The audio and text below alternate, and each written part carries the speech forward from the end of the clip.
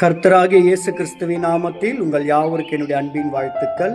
இந்த நாளுக்கான கர்த்தருடைய வார்த்தை 78ஆம் சங்கீதம் 68வது வசனம் இப்படியாய் சொல்லுகிறது.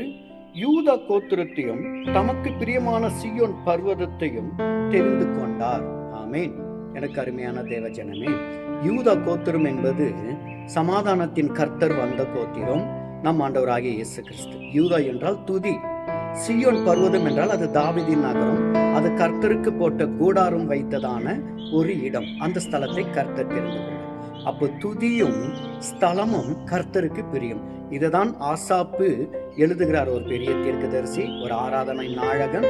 அவர் சொல்லுகிறார், தமக்கு பிரியமான யூதா கோத்திரத்தையும் தமக்கு பிரியமான சீயோன் பர்வதத்தையும் தெரிந்து கொண்டார் என்று. நீங்கள் துதிக்கிறவர்களாய் கர்த்துடைய ராஜ்யமாக கர்த்துடைய நகரமாய் இருப்பீர்களானால் உங்களை நேசித்து உங்களுக்குள் பிரியமாயிருப்பார். கர்த்தர் உங்களை ஆசீர்வதிப்பார்.